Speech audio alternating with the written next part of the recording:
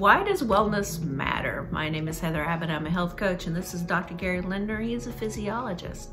So, Dr. Gary, I think of wellness as probably really has turned into a very broad term, and it can be a very personal subject as well. So why does wellness matter to you?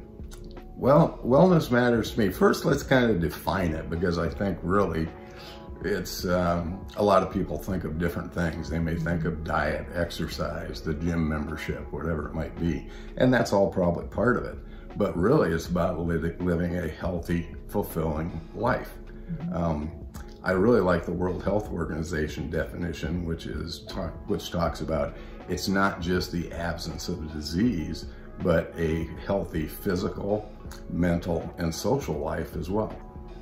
And that's a good point. So to me, I think of it as a balance, as a calming feeling that, okay, everything is okay. Physically, I'm okay. Financially, I'm okay. I feel pretty good up here. My family's safe.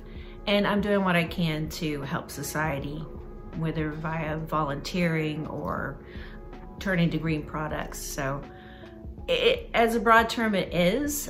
What it should mean to you is another individual choice, but somewhere that you might start, what would you suggest? Well, let me ask you a question first. When did that mindset come into play for you? Not until I was nearing on to 40 and I started working in the wellness community. And I met you at that time too. And I hadn't even realized at that point that I was in a downward spiral. I had always been a healthy person, but a lot of things have happened in my life that kind of took over.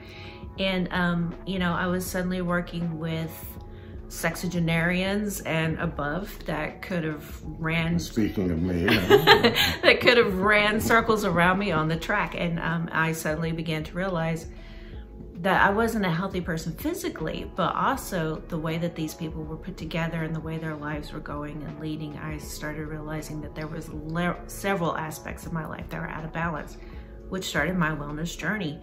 And I'm hoping that you don't have to hit that downward spiral to start yours, which is why we're doing this video.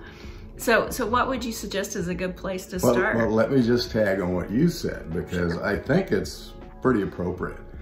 For many people, it really doesn't hit until all of a sudden there's a problem or you recognize a problem. For me, it was in my mid-40s, and it really wasn't for a physical problem. It was pretty much, I had no balance in my life. And I think really wellness is all about having balance in your life. And what I was introduced to was a theory they called the 5 pillars of wellness.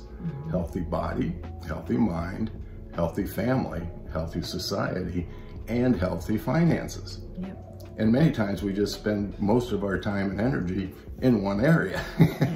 And you're not going to achieve that balance if you do.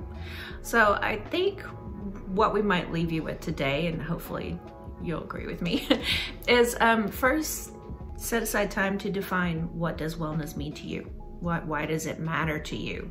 Do you want to find that balance?